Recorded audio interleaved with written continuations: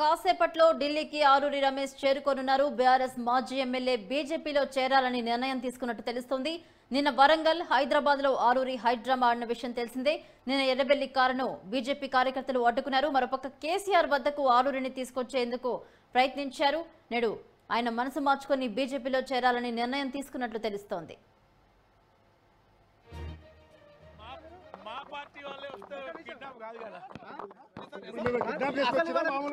మామూలుగా మేము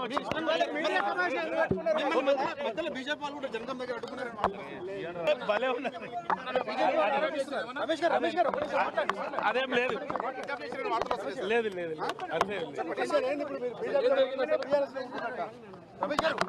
బీఆర్ఎస్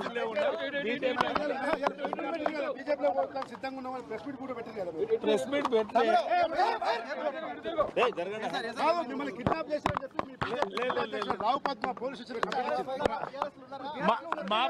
మా పార్టీ వాళ్ళే వస్తే కిడ్నాప్ కాదు కదా.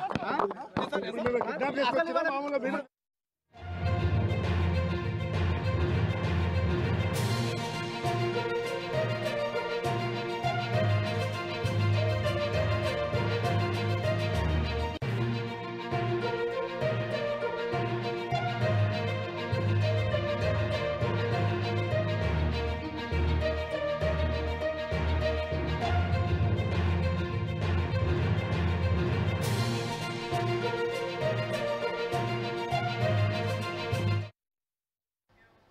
కాసేపట్లో ఢిల్లీకి ఆరూరి రమేష్ చేరుకోనున్నట్టు తెలుస్తోంది. బీజేపీలో చేరాలని నిర్ణయం తీసుకున్నట్లు సమాచారం.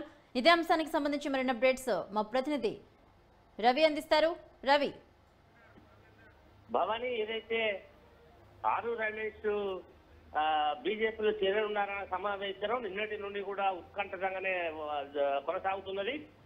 బీజేపీలో చేరనున్నారు, ప్రాథమిక సభ్యత్వానికి రాజీనామా చేయనున్నారన్నటువంటి విషయాన్ని దృష్టిలో పెట్టుకొని అధిష్టానము మాజీ మినిస్టర్ అయినటువంటి ఎర్రబెల్లి దయాకర్ రావు, బసవరాజు సారే ఎమ్మెల్సీ సెకండ్ కేటగిరీ అంతా కూడా తీసుకొని వచ్చి ఆయన నివాసమును చుట్టుముట్టి కార్యకర్తలతో సహా వచ్చి ఆయన తీసుకోవడం జరిగింది.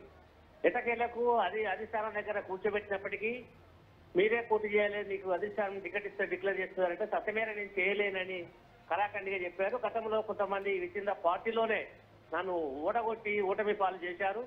మళ్ళీ వాళ్ళు ఇదే పద్ధతిలో కొనసాగి నన్ను గెలుపుకు కాకుండా ఓటమికి మాత్రమే ప్రయత్నం చేస్తారు కాబట్టి ఇందులో నేను నిలవలేను, ఇందులో పోటీ చేయలేనని కళాఖండిగా చెప్పి నేను ఎవరి టికెట్ ఇచ్చినా కలిసి పనిచేస్తానని చెప్పడంతో అధిష్టానము కడియం కావ్యకు టికెట్ ఇవ్వడం జరిగింది.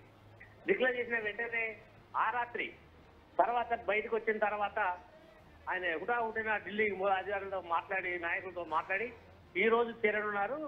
ఈ హైడ్రామాకు తెరలేసి దింపి ఆయన ఢిల్లీ వెళ్లి ఈ రోజు పార్టీలో చేరున్నారు. అధిష్టానం కూడా బీజేపీ అధిష్టానం కూడా ఏదైతే వరంగల్ పార్లమెంటు సెగ్మెంట్ లో ఆయనకే టికెట్ డిక్లేర్ చేసి ఉంచడంతో ఆయన కూడా దాన్ని ఆశించే మొదటి నుండి కూడా బీజేపీతోని టైప్ లో ఉండే ఆ టికెట్ ఆయన కేటాయించడం జరిగింది. నేను ఇలా ఉండలేక కాదు, వద్దన్నపేట బీఆర్ఎస్ పార్టీ మొత్తం కాలేవడం, ఆయన అలా నిలవలేకపోవడం, అంతర్గత కుమ్ములాటలు, పార్టీలో విభేదాలు మెండుగా ఉండడంతోనే ఆయన ఆ పార్టీకి రాజీనామా చేయనున్నారు. కొద్దిసేపట్లో పార్టీ కూడా అధిష్టానం ఢిల్లీకి వెళ్లి ఈ రోజు పార్టీలో చేరనున్నారు. Right, thank you Ravinder.